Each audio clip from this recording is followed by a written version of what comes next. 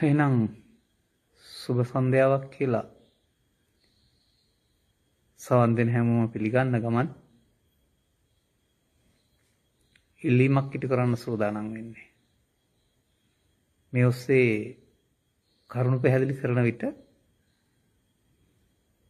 මම දුටුව දවසක් මේ තලයේ මත වැටෙනවා ඔය චතුස්සත්‍ය පැහැදිලි කළා වගේම ත්‍රිලක්ෂණයත් ගැඹුරින් පැහැදිලි කරන්න කියලා ඉල්ලීමක් කරලා තියෙනවා. ඒ අනුව අපි අද මේ ගැන කතා කරමු. මේ ගැන මා කතා කිරීමේදී පාසල් අධ්‍යාපනය තුළ මා හිටපු තැන ඉඳලා අද මා ඉන්න තැන දක්වා මම එන්න ඕන. එතකොට කොතරම් බරපතල විදිහට වැරදි අවබෝධයකද මේ සමාජයේ ඉන්න කියන එක ඔබට තේරෙවි. පමණක් නෙවෙයි ඔබට මේ බුදු සමයේ සැනසීම අවශ්‍ය නම් මේ නිවැරදි දැක්ම අනුගමනය කරන හැටි. නැත්නම් අනුගමනයේ ප්‍රතිඵලයක් ඒකේ තිබෙන බව තේරුම් ගන්න පුළුවන් වෙයි. කොහොමද අපි මේක ඉගෙන ගන්නෙ? සාමාන්‍ය ඉගෙන ගන්න විදිහ තමයි සංස්කාරයන් සතු ලක්ෂණ තුනක්. අනිත්‍ය ලක්ෂණය, දුක්ඛ ලක්ෂණය, අනාත්ම ලක්ෂණය කියලා කියන්නේ කියලා තමයි ධර්මයට ගියාම හොයන්න තියෙන්නේ. නමුත් එතනින් නෙවෙයි පටන් ගන්නෙ. පටන් ගන්නෙ යවමගුල් උත්සවයේ මිනිස්සෙකුගේ මේ යාමෙන්. එතන තමයි අවමගුල් උත්සවයක් තුල ධර්ම දේශනා කරද්දී නැත්නම් කතා කරද්දී මේ මිනිස්සයා ජීවත් වෙලා හිටියා. හැමදාම ඉඳ හම්බ වෙන්නේ නැහැ, වෙනස් වුණා, ස්ථිර නැති බව. ඒ තමයි සාමාන්‍යයෙන් ලෝකයා මේ පිළිබඳව අදහසක් ඇති කරගන්න හැටි. අනිත් ඊළඟ කාරණේ තමයි ගමේ ගොඩේ කතා වෙන මේ අර්ථයෙන් සියලු දේවල් අනිත්‍යයි කියලා ඉගෙන ගන්න එක. සියලු දේවල් ඉතින් ওই බාහිර ලෝකේ තියෙන හැම දෙයක්ම ස්ථිර නැති බව, කැඩෙන බිඳෙන දි รา යන බව, වෙනස් වෙන බව තමයි සමාජයේ ඉගෙන ගන්න අනිත්‍යය. නමුත් බුදුරජාණන් වහන්සේ වදාළ අනිත්‍ය ඕක නෙවෙයි. ඕක අනියත බව. ඒක ඉතින් අපට බෞද්ධයින් විතරක් මේ ලෝකේ ඉන්න ඔක්කොටම තේරෙනවානේ. මේ බාහිර අපි ඔබ ඇතුළු ඔබේ කය ඇතුළු ඇඳුම් පැළඳුම් ඇතුළු බාහිර ලෝකේ දේවල් නිරන්තරයෙන් එක විදිහකට පවතින්නේ නැති වෙනස් වෙන ගමනක යන බව. නැවත ඇති වුණ දේවල් නැති වෙන බව. 1981 මම කර ධර්ම දේශනාවක බැලුවොත් එහෙම ඕක තමයි තියෙන්නේ. මේ බාහිර මේ බුදුහාමුදුරෝ දේශනා කරලා තියෙන මේ සියලු දේවල් කඩෙනවා බෙදෙනවා කියලා තමයි පාලිය ත්‍රිපිටකය හදාරලා නැති මමත් එදා කිව්වේ. නමුත් බුදුරජාණන් වහන්සේ වදාරන්නේ සියලු දේවල් කියලා. සියලු දේවල් කියන්නේ ඕවට නෙමෙයි. ගාතාවක් ගත්තාම හොඳට තේරෙනවා. සබ්බේ සංඛාරා අනිච්චාති යදා පඤ්ඤාය පස්සති. එතකොට සියලු සංස්කාරයන් අනිත්‍යයි යම් විටක නොනින් දකීද. ඒ බුදු සමය සඳහන් වෙන්නේ නොනින් දකින අනිත්‍යක්, බලන්න ඕන එකක්. අපි මේ කතා කරන්නේ සිදුවෙන දෙයක්. මේ ලෝකේ නිරන්තරයෙන් ලෝකේ පටන් ගත්ත දවසක සිදුවෙන දෙයක්. එතකොට මේක බරපතල වෙනසක් තියෙනවා. අනතුරුව සංකාර හොයන යන්න වෙනවා. මම මගේ ධර්ම දේශනාවල වසර 15ක් 16ක් තිස්සේ කියනවා. ඔබ අලුතින් සවන් දෙනවා නම් තමයි මේක ගැඹුරට තේරුම් ගන්නට අවශ්‍ය වෙන්නේ. ඒ වුණාට ඔබ යම් මට්ටමක තේරුම් ගත්තා නම් ගැඹුරටම තේරුම් ගන්න. බුදු සමයේ සැනසීම ලබා ගන්න ඔබට ඕනේ නම් වෙන මොකුත් ඕනේ නැහැ මේකම ඇති. මේ පිළිබඳව ඔබේ දැක්ම ගැපොළුල් වීම අවබෝධය ලැබීමම නැත්නම් ඒක වැටහීමම ඇති. අනුගමනීය ප්‍රතිපදාවට යන්න. යනවා සංඛාර පදයට සරල අර්ථ තියෙනවා. ඔය මේ ධම්මපදයේ කියන ගාථා 423ක් තියෙන ග්‍රන්ථය සඳහන්නේ යථා සංකාර දානස්මින් කියලා. ඒ සංකාර දානස්මින් කියන එකේ තේරුම කසල දාන තැන මහපාරේ උස් තැනක. එතකොට ඒ සංඛාර කියලා කතා කරන්නේ පාලියෙන් කසල වලට. කුස්සියෙන් ඉවත් කරන, ස්තෝප්පෙන් ඉවත් කරන, එහෙම නැත්නම් ගෙදරින් ඉවත් නගරෙන් ඉවත් කරන ඒවා කසල. කසල ඉතින් කවදාවත් දිරා යනවා. බුදුරජාණන් වහන්සේ පහළ වෙන්න ඉස්සෙල්ලා කසල වෙන දිරා ගියා. ඒක ලෝකේ හැමතැනම සිදු වෙනවා. නමුත් බුදුරජාණන් වහන්සේ දුකින් මිදීම සඳහා භාවිතා කළ යුතු අනිත්‍ය හොයාගත්තේ බුද්ධත්වයෙන්. ඊට ඉස්සර එක තිබුණේ නැහැ. උන්වහන්සේට තමයි ඒක අවබෝධ වුණේ. එහෙනම් අර සබ්බේ සංඛාරක් හොයන්න වෙනවා. කසල නෙවෙයි නං. අන්න අර අවමගුල් උත්සවයේ අනිත්‍යවත සංඛාරා කියන පදේ නිකං කයන නෙවෙයි තියෙන්නේ. මහ ප්‍රාණ කයන්න. සංඛාරා. ඒව බාහිර ලෝකේ නැහැ. ඒව තියෙන්නේ මනුස්ස කයක් තුළ තමයි බලන්න පුළුවන්. ඇහැට පෙනෙන්නේ නැහැ එතකොට. මේකෙත් සමාජයේ පැහැදිලි කර වදාරනවා. පැහැදිලි කරනවා සමාජයේ. නැත්නම් ත්‍රිපිටකයේත් ඔය චුල්ල වේදාල වල සූත්‍ර සූත්‍ර වල සඳහන් වෙනවා. අපේ සිත කය වචන තුන පවත්තන්න ත්‍රිවිධ සංඛාරයක් ඕනේ කියලා.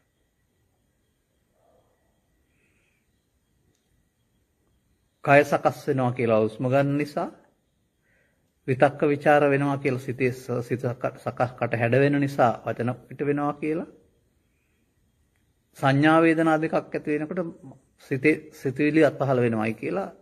ඒකට කියන්නේ කාය සංකාර, වචී සංකාර, මනෝ සංකාර.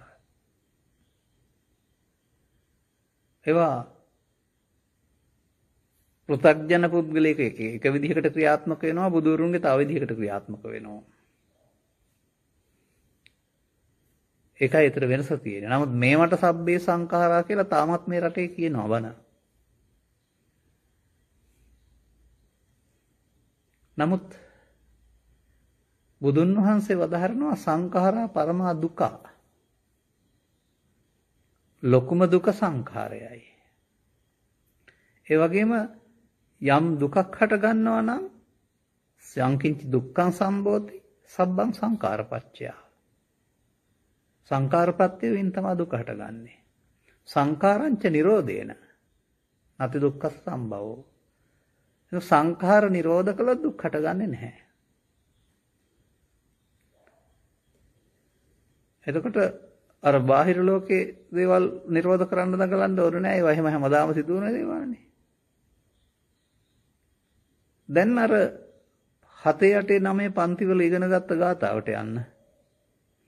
බුද්ධත්වයට පත් වෙලා උදාන වාක්‍යයක් දේශනා කළා. ඒකේ ඔක තියෙනවා. මැද විසංඛාර ගතං චිත්තං තණ්හානං කය මජ්ජගා. සිත සංඛාරගත වීමෙන් මිදුනේ. තණ්හාව නැති විය. එනම් මේ සංඛාරගත වීම තියෙන්නේ සිතේ, සංඛාරගත වීම මොදවා ගන්න තියෙන්නේ සිත. බාහිර ලෝකේ ගැන කතාවක් නැහැ එතකොට. දැන් ඔය අවමගුලේදී කතා කරන අනිත්‍යවත සංඛාරات එතකොට ඔය පුද්ගලයෙක් මැරෙන එක නෙවෙයි. මන්දයත් ওই ගාථා තියෙන තැන් දෙක බොහොම ගාම්භීර තැන් දෙකක් නේ. දහම්සොඬ කියන ජාතකයේ සක්දෙවියන් දහම්සොඬ රජතුමාට කිව්වයි කියලා තියෙන බුදුරු ලෝකෙට දේශනා කර සියලු බුදුරු ලෝකෙට දේශනා කරන ධර්මයේ ගාථාවේ තියෙනවායි කියලායි. ඒක ඒ ගාථාව විතරක් දැනගත්තොත් ඇති කියලා මම කියන්නේ ඒකනේ. මහා පරිනිර්වාණ නොවන සූත්‍රයක් පරිනිර්වාණ කියලා තියෙනවා බුදුන් වහන්සේගේ ශරීරය අතහැරුණ අවස්ථාව පිළිබඳව. ඒකේ සඳහන් කරනු ලබනවා සක්‍රයා බුදුන් වහන්සේට ගැයුවා උපහාර ගීතයක් මේක කියලා. උපහාර ගාථාවක් කියලා. ඒ ගාථාවට අදාළ දේ බුදුන් වහන්සේ කරගත් බැවින් උන්වහන්සේ වෙනුවෙන් කරන උපහාරයක් තමයි අනිච්චව සංඛාරා ගාථාව.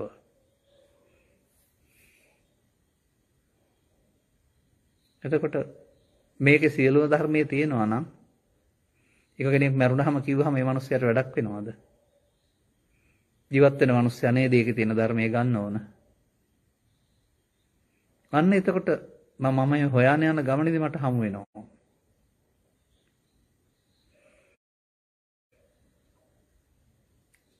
තව සංඛාර ಜಾති තුනක්.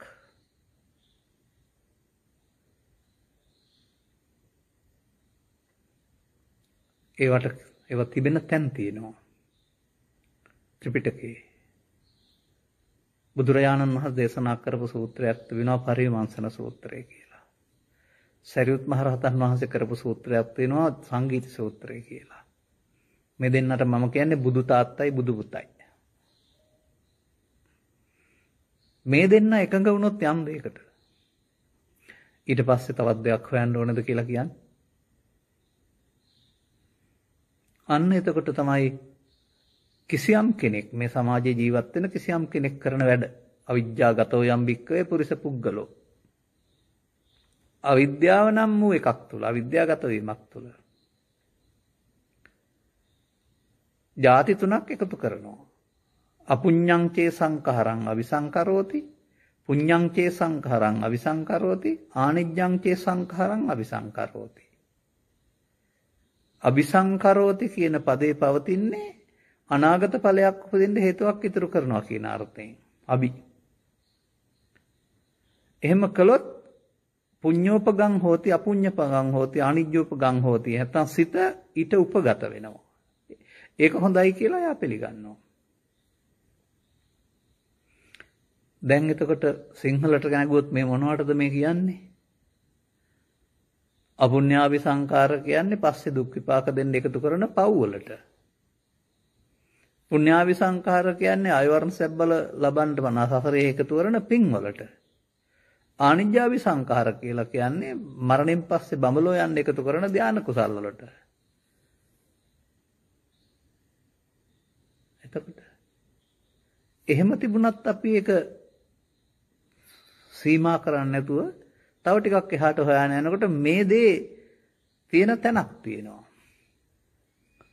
සංගීත කියන සූත්‍රයේ විකනිකාය හෝ මජ්ක්‍ධිම නිකායේ තියෙන්නේ විකනිකාය වෙන්නේ නැති. බුදුන් වහන්සේ 35 වෙනි සිට 80 දක්වා දේශනා කරපු ඒ දක්වා දේශනා කළ ධර්ම කරුණු 1 2 3 4 5 11 දක්වා ගොඩවල් ගොඩ ගහලා ලස්සනට හදපු අර තැන් තැන් වල තියෙන මල් පිළිවෙකට හැදුවා වගේ බුදුන් වහන්සේ වැඩ සිටියේදී සංග්‍රහයක් සරියුත් මහ රහතන් වහන්සේගේ. ඒකේ තමයි තුනේ කාරණාවල හොයාගන්න තියෙන්නේ. තයෝ සංඛාරා කියලා. සංඛාර ಜಾති තුනයි තියෙන්නේ. මොනවද? අර බුදුන් වහන්සේ වදාලා පුඤ්ඤාභි සංඛාරයයි පුඤ්ඤාභි සංඛාරයයි අනිජ්ජාභි සංඛාරයයි. ඒවා කොහෙද තියෙන්නේ? බාහිර ලෝකේ කොහෙවත් නැහැ.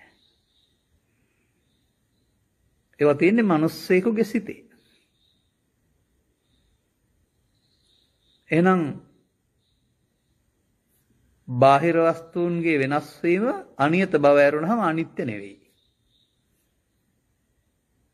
බුදුන් වහන්සේ වදාළා අනිත්‍ය නෙවෙයි. ඒක නුවණින් බලන්න ඕන එකක් නේ. වෙන දෙයක් නෙමෙයිනේ. අපි මේ සිදුවෙන දෙයකට අනිත්‍ය කියලා කියන්නේ. පඤ්ඤාය පස්සති නුවණින් දකින්න ඕන දෙයක්.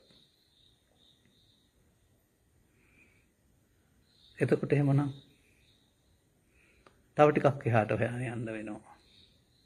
ඒ මොකටද හොයන්න යන්න වෙන්නේ? සීල සූත්‍රයේ සඳහන් රහසක් තියෙනවා එළි වෙනවා. සීලවතා කෝපනායස්මා සාරිපුත්ත කතමේ ධම්මා යෝනිසෝ මනසිකා තබ්බාති. කෙනෙක් සිල්වත් වුණා නම් නුවණින් මෙනෙහි කරන්න ඕන මොනවද? සීලපත්වතාකෝපනාස්මා මහා කොට්ටිත ඉමේ පංච උපාදානස්කන්ධේ අනිච්චතෝ දුක්ඛතෝ අනත්තතෝ යෝනිසෝ මනසිකරොන්තෝ. බුදු සමය අනිදුක්ඛානාත්මය බාහිර වස්තු වල හරි කෙස්වල හරි බලලා හරියන්නේ නැහැ. පංච උපාදානස්කන්ධේ අනිත්‍ය. දැන් එහෙනම් පංච උපාදානස්කන්ධේ නේද සංඛාර තියෙන්න ඕන. එහෙමයි ගලප ගන්න ඕන.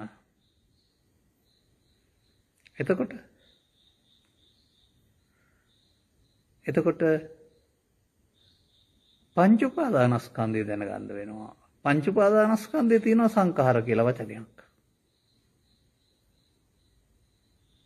නමුත් පංච උපාදානස්කන්ධය තේරුම් ගන්නත් අපට පොතපත හරස් කපලා තියෙනවා.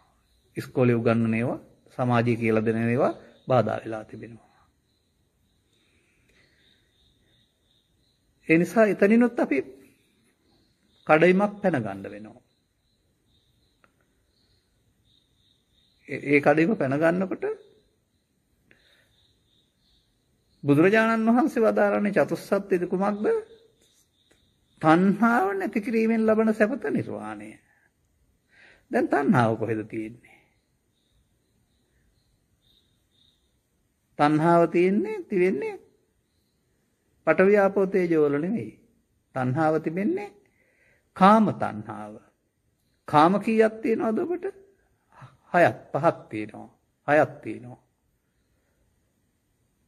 ඇසෙන් රූපයට, කනෙන් ශබ්දයට, නාසයෙන් ගන්ධයට, දිවෙන් රසට, කයෙන් පහසට, සිතෙන් එන විවිධ ලෝභ දේශ මොහ අරමුණු වලට.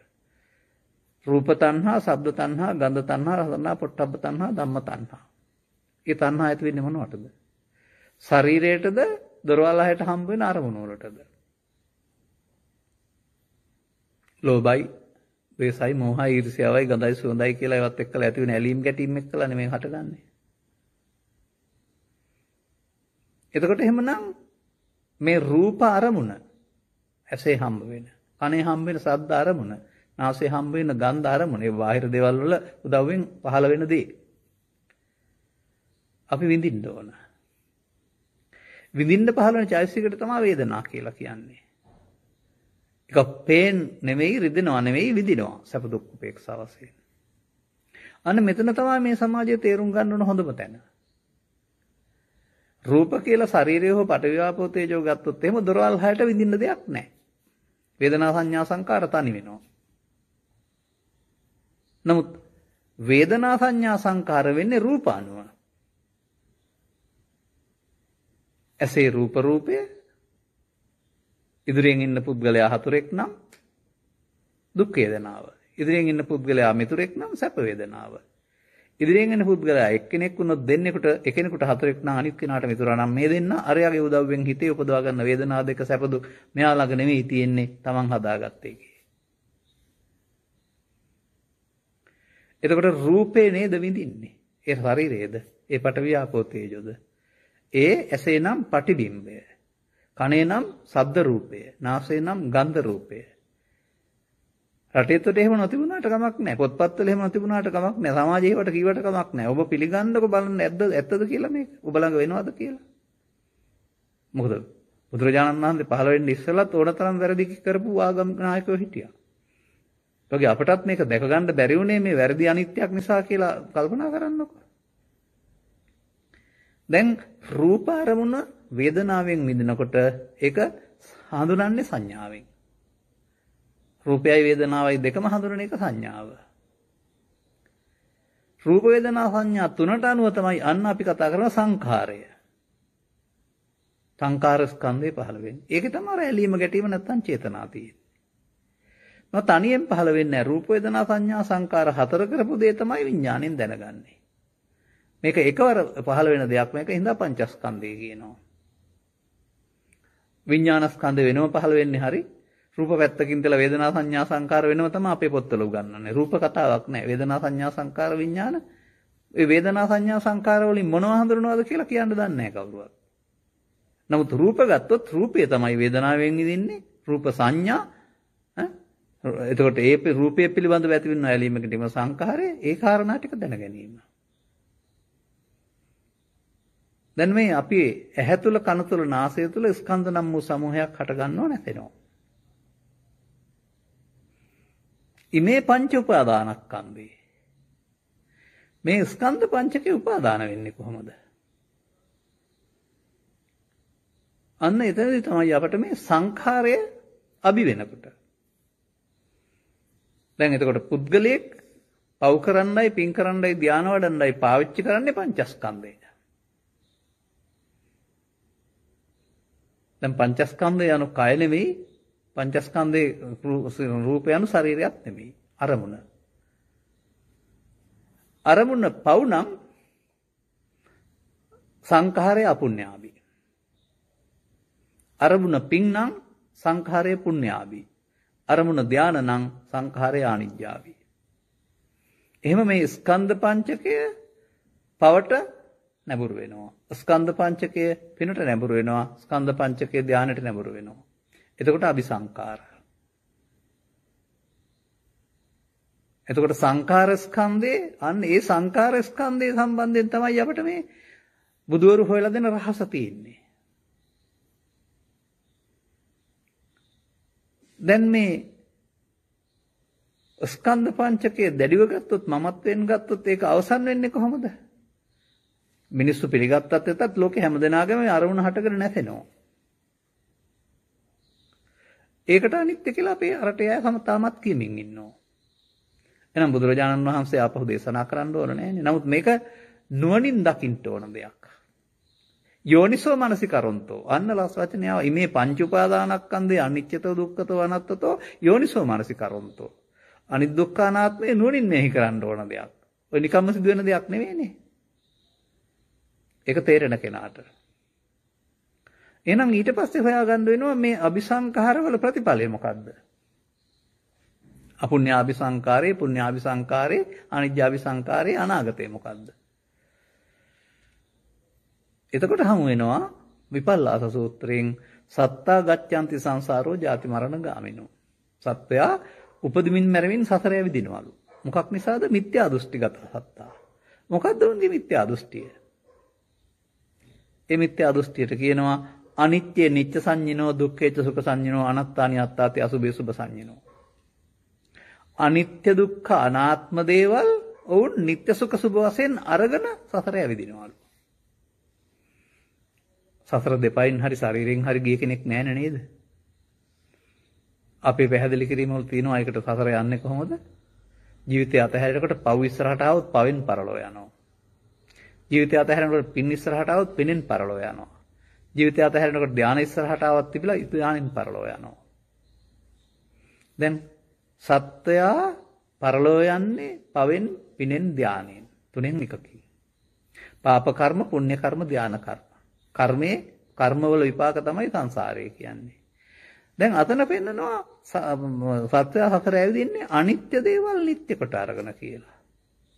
දුක්ඛ දේවල් සුඛ කොට අරගෙන. අනාත්ම දේවල් ආත්ම කොට අරගෙන. දැන් මොනවද මේ? සත්‍යය හතර ඇවිදින්නේ පවෙන් නම්, පිනෙන් නම්, ධානයෙන් නම්. දැන් එහෙනම් පව් නේද නිට්ටය වෙලා තියෙන්නේ. පින් නේද නිට්ටය වෙලා තියෙන්නේ. ධාන කුසල් නේද නිට්ටය වෙලා තියෙන්නේ. දැන් හරිද? අපුඤ්ඤාபிසංකාර, පුඤ්ඤාபிසංකාර, ආනිජ්ජාபிසංකාර. අபிසංකාර කියන්නේ නිත්‍ය කොට ගැනීමට. ඒක නිත්‍ය කියන්නේ ස්ථිරයි කියන එක නෙමෙයි. බැඳෙනවා කියන එක. සසරට බැඳෙන්න හේතුවක් ඉතුරු වෙන්න අල්ලා ගන්නවා කියන එක. ඒ නිසා බුදුන් වහන්සේ ලෝ පහළ වෙනතුරු මිනිස්සුන්ගේ දර්ශනය සංඛාරයන්ගේ නිත්‍ය සුඛාත්ම. අදටත් කෙනෙක් මැරිලා දිව්‍යලෝ අපාය යනවා නම් හරි දිව්‍ය ලෝක යනවා නම් හරි බඹලෝ යනවා නම් ඔහුගේ දර්ශනය නිත්සුකාත්ම. උන් දන්නේ නැති අනිත්‍යක් නැහැ. අර්කෙස්වල අනිත්‍ය දැනගත්තට, මල් පරණ අනිත්‍ය දැනගත්තට, දත් ඇටන අනිත්‍ය දැනගත්තට බුදුරජාණන් වහන්සේ වදාළ නුවණින් දාගෙන අනිත්‍ය දන්නේ නැහැ. ඒක ඉමේ පංච උපාදානස්කන්ධය තුළනේ අනිත් දුක්ඛ අනාත්මය බලන්න තියෙන්නේ. ඇයි අනිත් දුක්ඛ අනාත්ම බලන් වෙලා තිබෙන්නේ? ඔවුන්ට නිත්‍ය සුඛාත්ම නිසා. එහෙනම් දැන් මේකෙදි මේ අනිත් දුක්ඛ අනාත්මෙ බැලීමේදී මොකද වෙන්නේ බලන්නකෝ. සෝවාන් පුද්ගලයා මොකද කරන්න ඕන? යලිත් පංච උපාදානස්කන්ධය අනිත් දුක්ඛ අනාත්ම වශයෙන් එතකොට සකෘදාගාමී වෙනවා. සකෘදාගාමී පුද්ගලයා යලිත් පංච උපාදානස්කන්ධය අනිදුක්ඛ අනාත්ම වශයෙන්. එතකොට අනාගාමී වෙනවා. අනාගාමී පුද්ගලයා යලිත්. එතකොට එහෙනම් මේ අනිදුක්ඛ අනාත්ම වශයෙන් බැලීමේදී මොකද වෙන්න ඕනේ? කෙලෙස් නැතෙන්න ඕනේ. ඒ සෝවාන් සකෘදාගාමී අනාගාමී කියන්නේ සංයෝජන පහ කැඩෙන එකටනේ. අනිත්‍යදි වෙන්න ඕන මොකද්ද? කෙලෙස් නැතෙන්න ඕන. මට කවුරු හරි කියන්න කෙස්වල අනිත්‍ය බලලා වතු පිටි වල අනිත්‍ය බලලා මල් පරණ අනිත්‍ය බලලා කෙලෙස් නැච්ච කෙනෙක් කවුරු හරි අත උස්සන්න නැත්තම් මට කතා කරලා කියන්න. කොතරම් නොගැඹුරු නොතරම් ලාමක තැනකද මේ සමාජයේ ඉන්නේ. කොහොමද අපට බුදුසමයේ අනිත්‍ය ධර්මයේ බවට පත් වෙන්නේ? අනිත්‍ය කියන්නේ ධර්මයට යන පාර කියලානේ පෙන්වලා තිබෙන්නේ. කොහෙද එහෙම තියෙන්නේ? වක්කලි හිමියන්ගේ කතාවේ වක්කලි හිමියන්ට බුදුන් වහන්සේ වදාරනවා කය දිහා බලන් ඉඳලා වැඩක් වෙන්නේ නැහැ මාදිසු ධර්මයේ දකීද බුදුන් දකී කියලා. අනතුරුව ධර්මය කියලා මොකද්ද පෙන්වන්නේ? ධර්මයට යන පාර කියලා මොකද්ද පෙන්වන්නේ? අන්න එතනින් ඒක හොයාගන්න වෙනවා. තංකින් මඤ්ඤසේ ඔබ මොකද මේ ගැන හිතන්නේ? රූපය, වේදනාව, සංඥාව, සංඛාරය, විඤ්ඤාණ ස්කන්ධ පහ. අනිදුක්ඛ අනාත්මද නිත්සුඛාත්මද? ස්වාමිනේ අනිදුක්ඛ අනාත්මයි. දැන් අහනවා අනිත්‍ය දුක්ඛ අනාත්ම දේවල් මගේ ආත්ම වශයෙන් ගැනීම සුදුසුද? නැත ස්වාමීනි. දැන් මේක ගලප ගන්න බැරි එකනේ මේ තියෙන්නේ. පව පින ධානය අයිති මායයට. සසර ඇවිද්දවන්න නෙමෙයි පාවිච්චි වෙන්නේ අபிසංකාරයේ. මායයට අයිති දේවල් අපි අයිති කරගත්තාම පව මගේ මම මගේ ආත්ම. පින මගේ මම ආත්ම මගේ ආත්ම. ධානය මගේ මම මගේ ආත්ම. අන්න මගේ මම මගේ ආත්ම බවට පත් වෙන්නේ මොනවද? ඕනෑම අරමුණක් අල්ලා ගැනීමෙන්. ඒ නිසා සංසාරයේ පැවැත්ම සිදු වෙන්නේ මගේ මම මගේ ආත්ම හෙවත් නිත්‍ය සුඛ ආත්ම නම් වූ මිත්‍යා දෘෂ්ටිය තුල. මිත්‍යා දිට්ඨි කතා සත්තා ජාති මරණ ගාමිනෝ. අනිත්‍ය නිත්‍ය සංඤිනෝ, දුක්ඛේ සුඛ සංඤිනෝ, අනාත්තානි අත්තාති අසුභේ සුභ සංඤිනෝ. අන්න දෘෂ්ටිය. නිත්‍ය සුඛ ආත්ම සුභ දෘෂ්ටියකට පැත් වෙලා සත්‍යය අපායේ දිවි ලෝකේ බ්‍රහ්ම ලෝකේ ඇවිදිනවා. ඔහුගේ දර්ශනය කවදාවත් ඔබ නිත්‍ය සුඛයි ආත්මයි කියලා තියනවද මේ අරමුණු එක්කලා ගන්නකොට? නෑ, කියනවට නෙමෙයි මේ පෙන්වන්නේ. ඒ හැඟීම මගේ ආත්ම කොට ගත්තාම තමයි පව් සිද්ධ වෙන්නේ, පින් සිද්ධ වෙන්නේ, හේවත් සසර උපදින්න හේතු ඉතුරු වෙන්නේ. එතකොට ඒක තමයි අර මඤ්ඤමානෝකෝ බික්කු බද්දෝමාරස්ස කියන්නේ මමත්වෙන් ගත්තාම හේතු ඉතුරු වෙනවා. එහෙනම් මමත්වෙන් ගැනීමයි නිත්‍ය සුඛ ආත්මයි කියන්නේ එකක් කියන එක තේරුම් ගන්න බැරුවනේ මේ තියෙන්නේ. සමාජයේ තියෙන ගැටලුව ඕන නොතනයි තියෙන්නේ. මොකද අර නිත්‍ය කියන්නේ ස්ථිරයි, සුඛ කියන්නේ සැපයි, ආත්මයි කියන්නේ එහෙම ගන්නවා. අනිත්‍ය කියන්නේ ස්ථිර නෑ, දුක්ඛ කියන්නේ දුකයි, අනාත්මයි කියලා ගන්නවා. දුක්ඛ පදේ පෙන්වන්නේ දුක්ඛ වචන දෙකක්. මගේ කොට ගන්න කිසිවත් සංඛාරයන්ගේ නැති බව දුක්ඛ. නමුත් අපි යද නිච්ඡන් තන් දුක්ඛං. යමක් අනිත්‍ය නම් ඒක දුකක් කියලා තමයි සිංහලට පරිවර්තනය කරගන්නේ. ඉතින් ඊට පස්සේ අර වෙනස් වෙන එක අනිත්‍ය නිසා දුක එනවා කියලා කියා ඉන්නවා. දැන් බුදුරජාණන් වහන්සේ බුද්ධත්වයට පත් වුණාන් පස්සේ ස්කන්ධ පංචකේ අනිදුක්ඛ අනාත්ම 35 80 දක්වාම එකක් නෑ සම්පූර්ණයෙන්ම හැම ස්කන්ධයක්ම.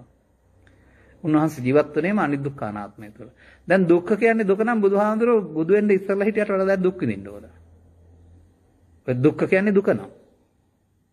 කල්පනා කරන්නයි මම කියන්නේ සමාජයට. නමුත් උන්වහන්සේ අනිදුක්ඛ අනාත්ම වශයෙන් බලලා දුකටපත් වුණාද දුකින් මිදුණාද?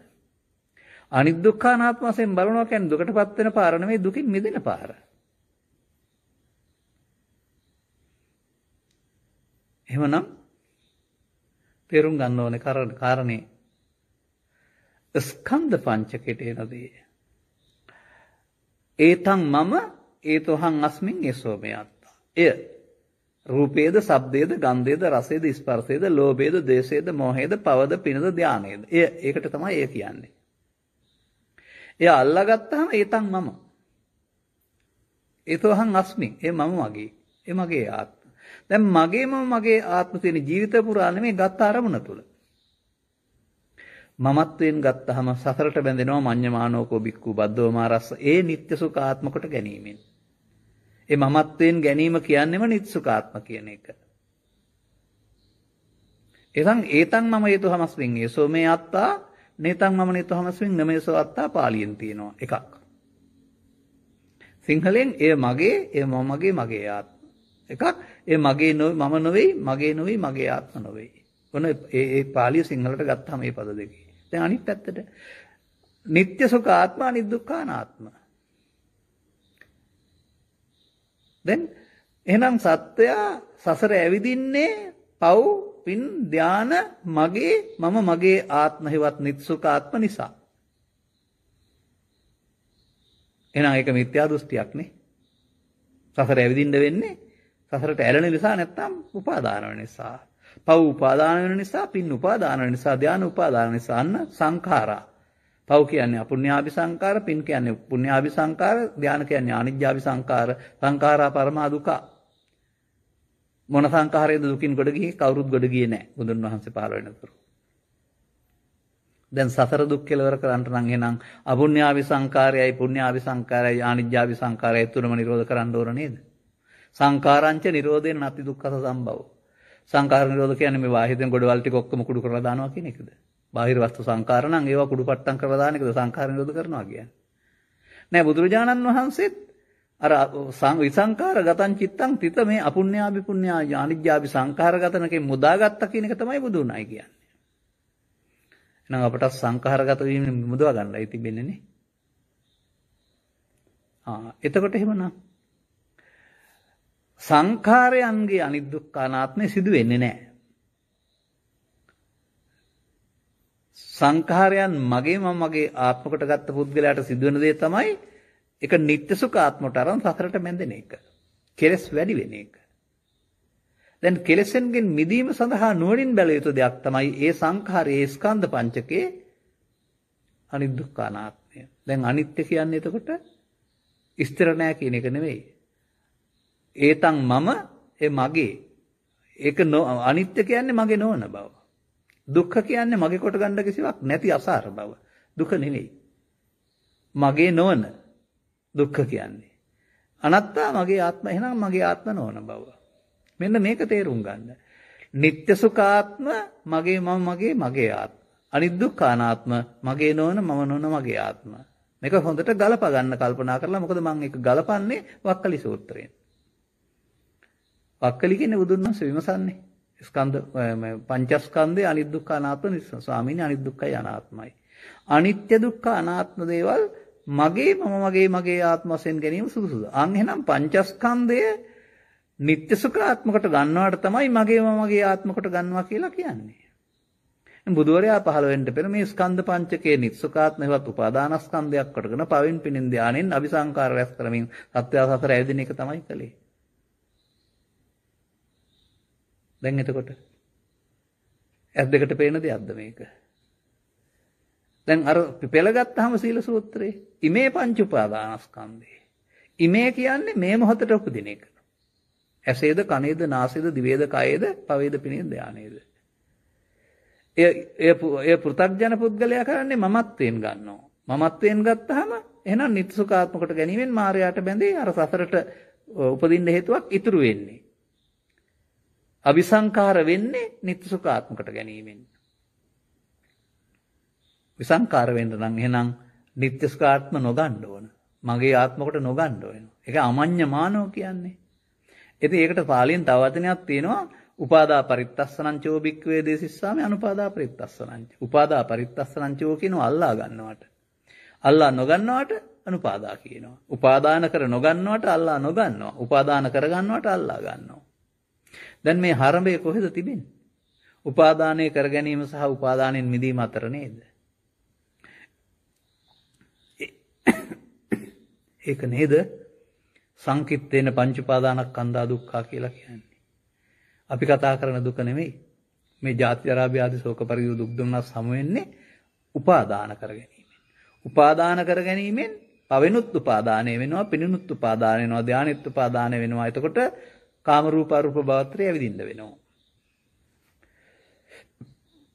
පංච උපාදානස්කන්ධෙන් මිදිලා නැහැ දිව්‍ය ලෝකේ. පංච උපාදානස්කන්ධෙන් මිදිලා නැහැ බ්‍රහ්ම ලෝකේ. පංච උපාදානස්කන්ධෙන් මිදිලා නැහැ අපායේ. ඒවා විපාක වෙනස්. නමුත් උපාදානේ. ජාති මරණ හම්බ වෙනවනේ හැම එකෙම. එහෙනම් එහෙ ගිහින් ඕක මිදෙන්න පුළුවන් කෙනෙක් නැහැ. මෙහෙදි මෙන්න මේ වැරද්ද කරගත් නැත්නම් සතර හදන්න නැතුව. අපායට යන සතර, දිව්‍ය ලෝකයට යන සතර, බ්‍රහ්ම ලෝකයට යන සතර හදන්න නැතුව ඉන්න බුදුරජාණන් වහන්සේ වදාළ අනාගත ඵල උපදින්න හේතු ඉතුරු නොකර අවසන් කරන නුවණින් දකින අනිත්‍ය පාවිච්චි කළොත්. දැන් කොහොමද මේ අර සූත්‍රේ පෙන්වන්නේ? අනිත් දුක්ඛානාත්ම වශයෙන් බැලුවා සෝවාන් වෙනවා, සකෘදාම වෙනවා, අනාගාම වෙනවා, අරිහත් වෙනවා. සෝවාන්, සකෘදාගාමී, අනාගාමී, අරිහත් වෙන්න මොකද වෙන්න ඕන? සක්කාය දිට්ඨි, කිච්ඡා සීලබ්බත පරාමාස කැඩෙන්න ඕන. කාමරාග ව්‍යාපාද තුනී වෙන්න ඕන, විනාශ වෙන්න ඕන. එහෙනම් ඒක වෙන්න ඕන නේද අනිත්‍යදී? අනිත් දුක්ඛානාත්ම වශයෙන් බැලීමේදී මොකද වෙන්න ඕන? සක්කාය දිට්ඨි, කිච්ඡා සීලබ්බත පරාමාස කැඩෙන්න ඕන. කාමරාග ව්‍යාපාද තුනී වෙන්න ඕන, විනාශ වෙන්න ඕන. මොකද මේ පංච උපාදානස්කන්ධේ මේ පංච උපාදානස්කන්ධේ අනිත් දුක්ඛානාත්ම වශයෙන් බලනකොට සෝවාන් වෙනවා. තව බලනකොට සකෘදාගාමී වෙනවා. තව බලනකොට අනාගාමී වෙනවා. තව බලනකොට අරිහත් වෙනවා. එහෙනම් අනිත්‍යදී කෙලෙස් නැසෙන්න ඕනනේ. දැන් මට කියන්න මල් පර වෙන අනිත්‍ය බලලා කෙලෙස් නැතිච්ච කෙනෙක්. කෙස් වල අනිත්‍ය බලලා කෙලෙස් නැතිච්ච කෙනෙක්. ඇස් දෙකෙන් සිදුවන අනිත්‍ය බලලා කෙලෙස් නැතිච්ච කෙනෙක් කියන්නේ. කොතනද මේ සමාජයේ ඉන්නේ? දැන් මේක තේරුම් ගත්තොත් කොහෙද බලන්න ඕන? ඇසෙන් කනෙන් නාසයෙන් උපදින ස්කන්ධ පංචකය හටගෙන නැතෙනවා. හටගෙන නැතෙන එකට අනිත්‍ය කියන්නේ. අල්ලාගෙන නැතෙනකොට නිත්‍ය සුඛාත්ම, අල්ලා ගන්න නැතුව නැතෙනවා නම් අනිත් දුක්ඛානාත්ම. දැන් හරිද? අල්ලා නොගැනීමෙන් නොතෙවුළු දේශනා කරමි, අල්ලා ගැනීමෙන් තෙවුළු දේශනා කරමි. දැන් හරිද? මඤ්ඤමානෝකෝ බික්ඛු බද්දෝ මාරස්ස කියන්නේ නිස්සුකාත්ම කොට ගත්තම මාරයට බැඳෙනවා කියන එක නේද? අමඤ්ඤමානෝ මුත්තෝ පාපේ මතෝ කියන්නේ මමත්වෙන් ගත්තේ නැත්නම් අනිත් දුක්ඛානාත්ම වශයෙන් ගත්තාම ස්කන්ධ පංචකේ උපාදාන නොවි නැතෙනවා කියන එක නේද? දැන් උපාදානයේ වී නැසීම නිත්‍ය සුඛාත්මය, උපාදාන නොවි නැසීම අනිත් දුක්ඛානාත්මය. දැන් හෙන්ද බලන්න ඕන. යදා පඤ්ඤාය පස්සති සබ්බේ සංඛාරා අනිච්ඡාති. එතකොට මොකද වෙන්නේ? සංඛාර රැස් කිරීම කෙරෙහි කලකිරෙනවා. අත නිබ්බින්දති දුක්ඛයයි. අපුඤ්ඤාභි සංඛාර රැස් කළොත් අපායට යනවා. පුඤ්ඤාභි සංඛාර රැස් කළොත් කාම දුගතිය යනවා. සුගතිය යනවා. අනිජ්ජාභි සංඛාර රැස් කළොත් රූපී අරූපී බඹතල යන්න වෙනවා. එහෙනම් සංඛාර රැස් කරලා හතර ඇවිදින්න ඇරුණාම නිදහස් වෙන්න බෑ. බුදුන් වහන්සේ වදාරන්නේ සංඛාරංච නිරෝධේන. බුදුන් වහන්සේ කළේ විසංඛාරගතං චිත්තං. මේ සිත මේ සංඛාර අවිසංඛාර ගත වෙන එක නවත්තන එක. දැන් මේක නේද භාවනාව? දැන් මේක නේද අනිත්‍ය භාවනාව කියන්නේ? ඉතින් මට දැන් කියන්න කෙස්වල හරි ලොම්ම හරි දත්වල හරි අනිත්‍ය බලපගෙට බුදුහාමුදුරුවෝ අදාළ අනිත්‍යද බලන්නේ කියලා. කෙස් අනිත්‍යයි, ලොම් අනිත්‍යයි, වතු පිටි අනිත්‍යයි, දෙකඩම් අනිත්‍යයි. ඒ අනිත්‍යයි කියන්නේ ඉස්තර නෑ වෙනස් වෙනවා කියන එක නේද? ඒක නුවණින් දකින අනිත්‍යද? නෑ. ඒක අනියත බව. ඒ නිසා ලෝකයේ පවතින අනියත බව සහ බුදුරජාණන් වහන්සේ වදාළ නුවණින් දකින අනිත්‍ය එකක් නෙමෙයි දෙකක්. අරකට අපි රැවටිලා ඉන්නේ. අර සියලු දේවල් අනිත්‍යයි කියලා කතා කරලා සියලු දේවල් බාහිර ලෝකේ දේවල් කැඩෙන බිඳෙන එක. ඒක ඉතින් කියා ඉන්න පුළුවන් කවදාවත් ධර්මයේ සරණ වෙන්නේ නැහැ. දැන් මේ අනිත් දුක්ඛානාත්ම වශයෙන් බලනකොට මොනවද හම්බ වෙනවා කියන්නේ? ධර්මයේ දකීද බුදුන් දකී? එතකොට අනිත් දුක්ඛානාත්ම වශයෙන් බැලීමේදී හම්බ වෙන්නේ ධර්මය. එහෙනම් නිත්සුකාත්ම වශයෙන් බැලීමේදී ධර්මයට පිටුපාලා යන්නේ. මේ ධර්මයේ කියන පදය සමාජයේ පවතිනවා පව් වලට, පින් වලට, සූත්‍ර දේශනා වලට පවතිනවා එක එක තැන් වලට ධර්මයේ කියලා. සමාජ ධර්මයේ සාර ධර්ම, විදාගම් වලට ධර්ම කියලා කතා කරනවා. නමුත් ඇයි ධර්මයේ දකීද බුදුන් දකී, බුදුන් දකීද නිවන් දකී කියලා වචන තුන එකට සම්බන්ධ කරලා තියෙන්නේ? ඔබ මට සමන් දුන්නා නම් රතන සූත්‍රයේ පළවෙනි ගාථා හැර දෙවෙනි ගාථා දෙකේ ධර්ම රත්නයේ ගුණ කියලා පෙන්නන එකේ ඉදම්පි ධම්මේ කියන්නේ කොතෙන්ද? මේද ධර්ම රත්නයේ සතු ගුණයකි. ඒ ධර්ම රත්නය කියන්නේ මොකේද? ආනන්තරික සමාධියටනේ. නිවීමට. නිවීමට ධර්මය කියන්නේ. නිවීම නැමැති ධර්මයට යන පාර අනිත් දුක්ඛානාත්ම. නිවීම නැමැති ධර්මේ වහන පාර නිස්සකාත්ම. එහෙනම් මගේ මම මගේ ආත්මකට ගැනීමෙන් නිවන වසාගෙන මායයට බැඳී. මගේ මම මගේ ආත්මකට නොගැනීමෙන් නීවරණ දුරු වී ධර්මයේ වෙත යනවා. පසුගිය දවසක මම මතක් කළා නේද ඔබට මාර්ගඵල කියන වචනේ අරගෙන. පාප මාර්ගය, පුණ්‍ය මාර්ගය, ධාන මාර්ගය, කර්මඵල, කර්ම විපාක. ඒතකොට ඒ මාර්ගයේ ඵලයේ විපාක. මොකද එතන තියෙන්නේ හේතු ඉතුරු නිසා මගේ ආත්ම හේවත් නිත්‍යසුඛ ආත්මකට ගැනීමෙන් තමයි කර්ම පව පාප කර්ම විපාක දෙන්නේ, පුණ්‍ය කර්ම විපාක දෙන්නේ, ධාන කර්ම විපාක දෙන්නේ. කර්ම හේතු උපාදාන වෙන නිසා, කර්ම රැස් වෙන නිසා. නිසා කර්ම මාර්ගයේ ගිහින් කර්මක්ෂය කරන්න කාටවත් බෑ. ඒක කර්ම රැස් වෙන මාර්ගය. ඒ කර්ම තුනම ඡය කරන මාර්ගයටනේ ධර්ම මාර්ගය කියන්නේ. ධර්මයට යන මාර්ගය ධර්ම මාර්ගය කියලා කියන්නේ. ඉතින් ඒක ඔබ සවන් දීලා නැත්නම් මම පොඩ්ඩක් කියලා දෙන්නම්. මොකද මාර්ගේ කාලෙත් ඉවර වෙන්නේ නැහැ. නමුත් මේ ධර්මයේ කියන පදයට හොයාගන්න වෙන්නේ පාලි හරි සිංහල හරි සූත්‍රයක් හරි නෙමෙයි. කයං විරාගං අමතං පණිතං යතජ්ජ ගාසක්ඛ්‍ය මුනි සමාහිතෝ.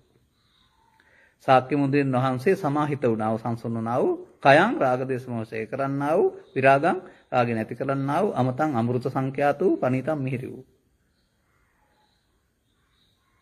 නතේන ධම්මේන සමත්ති කිංචි. ඒ ධර්මය හා සමාන ධර්මයක් නෑ. දැන් මොකද්ද ධර්මය කියන්නේ? උන්වහන්සේ හොයාගත්ත දේ ධර්මය කියන්නේ. ඒ ධර්මයේ සරණින් සත්‍යයට සුව වේවා කියන එකේ තේරුම මොකක්ද එහෙනම්? නිවනේ සරණින් දුක් නැතුව ඉන්න පුළුවන් කියන එක නේද? දැන් ධර්මං සරණං ගච්ඡාමි කියන්නේ නිවන සරණ කරගන්නවා කියන එකටනේ. ධර්මයේ දකීද බුදුන් දකී කියන එකේ තේරුම. අපි කොහෙද ඉන්නේ? අනිත් එක ගනිමු. යං බුද්ධ සෙට්ටෝ පරිවන්නයි සුචින්. ශ්‍රේෂ්ඨ බුදුරජාණන් වහන්සේ විශේෂයෙන් වර්ණනා කළ සේක්ද මොකද්ද? සුචින් සමාධි. පිරිසුදු සමාධිය. යං බුද්ධ සෙට්ටෝ පරිවන්නයි සුචින් සමාධි මානන්තරිකඤ්ඤ මාහු. ආනන්තරික සමාධිය. වෙනත් සමාධි වගේ නෙවෙයි මේ සමාධිය හා සමාන සමාධියක් නැහැ. සමාධිනාතේන සමෝන විජ්ජති. මේ මාර්ගයට අනුතුරුව ඵල දෙන සමාධිය හිමයි. මාර්ගයේ කෙලවර හම්බ වෙන ඵලය. ඒ සමාධිය හා සමාන සමාධියක් නැහැ. ඉදම්පි මේ සමාධිය ධර්මයේ රත්න භාවයක්. ලෝකෝත්තර සමාධිය. ඒ ධර්මයටපත් වුණොත් සත්වෙින්න සුව හම්බ වෙනවා. එදෙන සත්‍ය සුවත් හොතු නිකන් කියලා හරියන්නේ නැහැ. එහෙනම් ඒ සමාධියට ධර්මයට යන පාර තමයි මේ අනිදුක්ඛානාත්මය. අනිදුක්ඛානාත්මයේදී සසර උපදින්න හේතුවක් ඉතුරු නොවි උපාදාන නොවි අවසන් වෙයි. ස්කන්ධ පංචකයේ උපාදාන නොවි අවසන් වෙනකොට ස්කන්ධ පංචකය හටගෙන නැතෙනවා. උපාදාන වලත් පංච උපාදාන ස්කන්ධ වෙලා මායයට බැඳෙනවා. දැන් අනිත්‍යදි සිදු වෙන්න ඕන උපාදානයේ නොවි අවසන් වෙන එක කියන එක තේරෙනවද? උපාදානයේ නොවි අවසන් වීම අනිත්‍යයි, උපාදාන වී අවසන් වෙන එක නිට්ටයයි. එන ස්ථිර නැති කියන වචනේ ගන්න එපා. ඒකයි නුවණින් කියලා කතා කරන්නේ. දැන් ඊට පස්සේ බුදුදහමේ ගැඹුරු ඉගැන්වීමක් නේද? සබ්බේ සංඛාර අනිච්චාති යදා පඤ්ඤාය පස්සති. මේ සංඛාර එකක්වත් මම කොට ගන්න බෑ කියලා දැක්කොත් එහෙම සංඛාර රැස් කිරීම කිය කල කරනවා. ඊට පස්සේ සංඛාර නිරෝධ කරන මාර්ගය යනවා. දැන් එහෙමනම් ලෝභයේදී, ද්වේෂයේදී, මෝහයේදී, ඊර්ෂ්‍යාවේදී, ක්‍රෝධයේදී ඒක අල්ලාගත්තාම ඒක මගේ මගේ ආත්ම. එතකොට ඒක නිත්‍ය සුඛාත්ම වෙලා.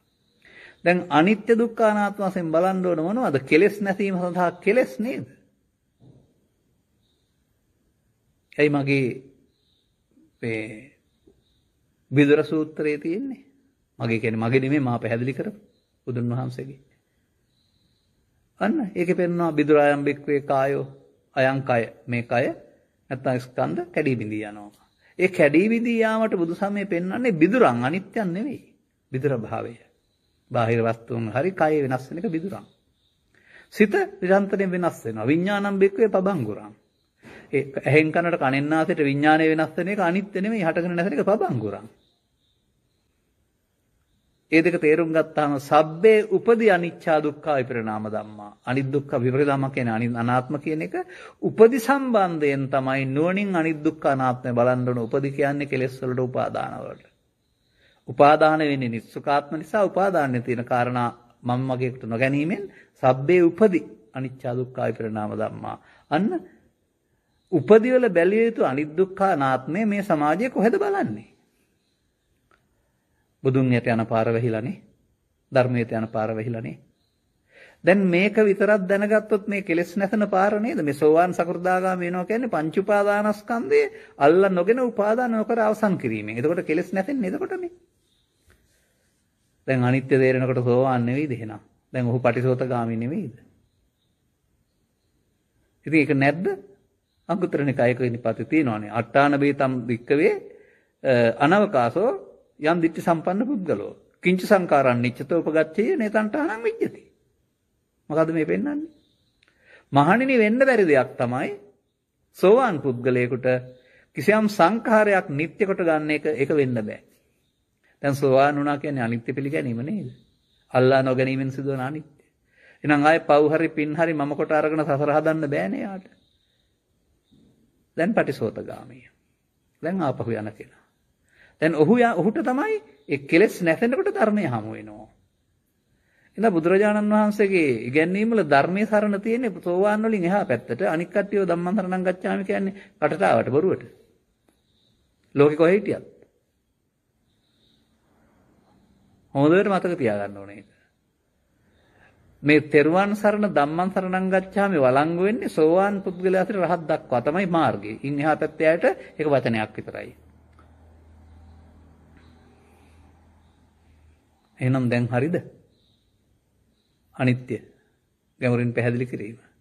දැන් අනිත්‍යං කී කෑ ඉඳලා හරියන්නේ නැහැ. කෙස්වල අනිත්‍ය වල හරියන්නේ නැහැ. අරමුණු හට ගන්නවා මමත්වයෙන් ගත්තොත් හේතු ඉදිරිය අවසන් වෙනවා. ඒකට කියන්නේ නිත්සුකාත්ම. අරමුණු හට ගන්නවා අනාගත ඵලයක් උපදින්න හේතු ඉතුරු නොකර අවසන් කරනවා නම් උපාදාන නොවි අවසන් වෙනවා. ඒක නුවණින් දකින අනිත්‍ය. දැන් කෙලෙස් නැතෙනව නේද? දැන් කාමරාග ව්‍යාපාද තුනී වෙන්නේ විනාශ වෙන්නේ මොකක් නිසාද? ස්කන්ධ පංචකය අනිත් දුක්ඛ අනාත්ම වශයෙන් බැලීමේදීනේ. දැන් අර මහාන වෙච්ච දවසේ වතු පිටිට කඩන් අනිත්‍යයි කිව්ව මම කොතනද ඉන්නේ දැන්? අවුරුදු 40ක් තිස්සේ ඇවිදින් කොතනද ඉන්නේ? ඔබත් ඕනනම් එන්න තේරුම් අරගෙන. මේ මෝඩ මිනිස්සුන්ගේ මෝඩ අනිත්‍යට රැවටිලා ඉන්නේ නැතුව පොත්පත්වල තියෙන බොරු වලට රැවටෙන්නේ නැතුව ඔබ ළඟ මේක බලන්න පුරුදු වෙන්න. නිවැරදි එක. මොකද ඒක ත්‍රිපිටකයෙන් හොයාගත්ත දෙයක් මම මේ කියන්නේ. ගලපගෙන. ඒ නිසා අපට ගැලපෙන්න ඕන, වැටහෙන්න ඕන. දැන් එතකොට බුදුන් වෙත යන, බුදුන් කියන්නේ නිවීම මෙතන, නිවීමත යන එක මාර්ගයක් තමයි ස්කන්ධ පංචකයේ අනිත්‍ය අනාත්ම වශයෙන් බැලීම. එක මාර්ගයක් විතරයි ඔය. ඒකම ඇති අනිත් ඔක්කොම කරනවා නම්. එහෙනම් අනිත්‍ය අනාත්මයේදී මොකද වෙන්න ඕන? කාමරාග ව්‍යාපාද තුනී විනාශ වෙන්න ඕන, කෙලෙස් නැතෙන්න ඕන. කෙලෙස් නැතෙන්න නම් මොනවද අනිත් දුක්ඛ අනාත්ම බලන්න ඕන? මල්වලද, කෙස්වලද, දත්වලද, උපදිවලද? මල්වල කෙස්වල වැළුවට කෙලෙස් නැතෙන්නේ නැහැ. ඒක ඇස් දෙකෙන් බලන්නේ. ඒක සිදු වෙන දේ. අරක නුවණින් බලන්න ඕන දේ. එතකොට උපදි සබ්බේ උපදි අන්න. Tamante ඉන්නේ මොනවද උපදි? උපදි කියන්නේ උපාදාන.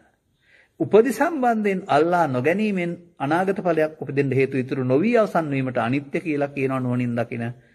අනාගත හේතුවක් උපදි ඉතුරු වෙලා අවසන් වෙන එකට නිට්ටය කියනවානේ.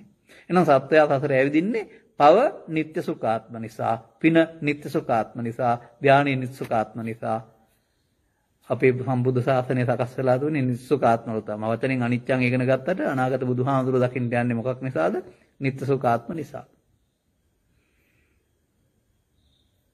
දැන් ඕක තේරුම් ගත්තාම වෙන මොකුත් ඕන නැහැ. දැන් මේක මේ මොහොතේ මේ අල්ලා නොගැනීමෙන් අවසන් කිරීමෙන් උපදි විනාශ වෙන්නේ. කෙලෙස් නැතෙන්නේ කොහොමද? යෝනිසෝ මනසිකරොන්තෝ අන්න වචනයක් තියෙනවා. එතන තමයි මේ මගේ ආත්ම කොට ගන්න එක. යෝනිසෝ මනසිකාරය එසේ නොගෙන සංසිඳවන එකට යෝනිසෝ මනසිකාරය කියනවා. නුවණින් මෙනෙහි කියන වචනේ ගන්න එපා. දැන් හරි සීල සූත්‍රය එතකොට. මේම පංච උපාදානස්කන්ධය අනිත්‍ය අනාත්ම වශයෙන් බලගන්නකොට මේ මාර්ගය ඒක එහෙනම් ඵලය හම්බ වෙනවා. දැන් එතනින් එහාට දිගටම කාමරාග ව්‍යාපාද තුනී වෙලා විනාශ වෙලා රහත් වෙන තුරම පංච උපාදානස්කන්ධය අනිත්‍ය අනාත්මය බැලීමෙන් කෙලෙස් නැසීම තුළ බුදුන් නිතර වෙනවා නැත්නම් බුදුන් නැත යනවා. සෝවාන් ආදී මාර්ගඵල පිළිරින් ප්‍රත්‍යක්ෂ කටයුතු නිර්වාණය.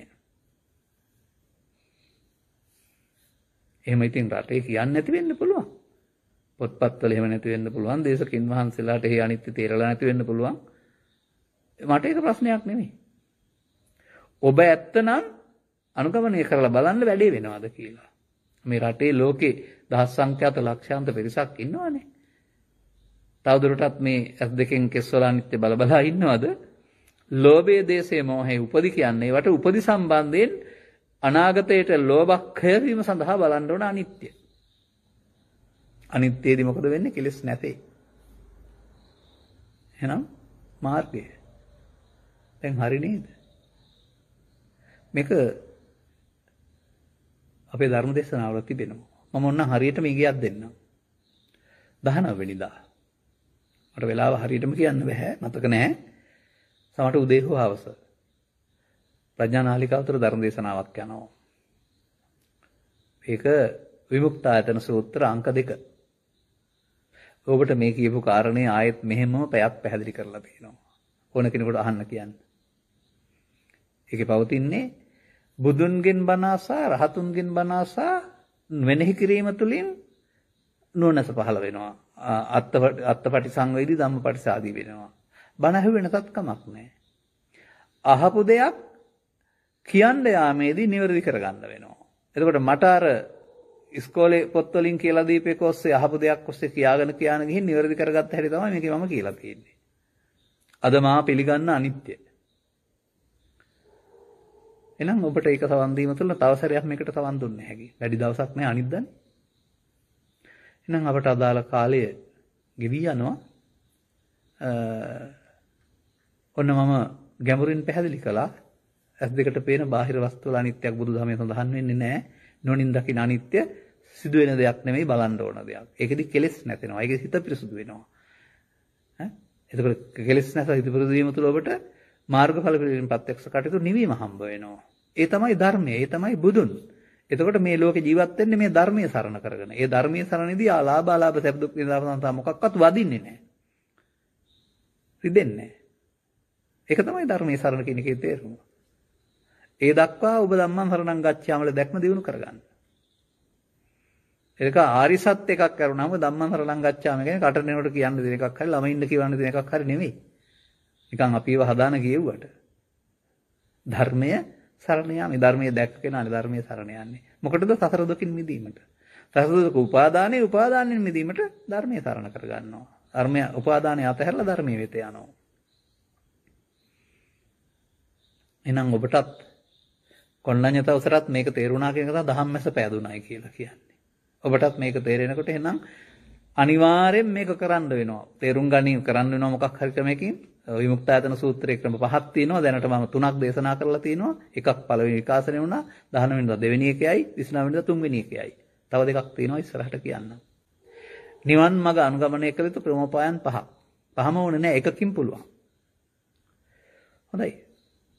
ඔබේ ප්‍රශ්න පත්‍රය සමග හෝ මා පැහැදිලි කරන කරුණත් සමග ලබන සතියේ නැවත හමු වෙමු. එහෙනම් ආරි සත්‍යයේ තෙරුවන දුකින් මිදීමට සරණ කර ගන්නට ලැබේවා. සුබ රාත්‍රියක්.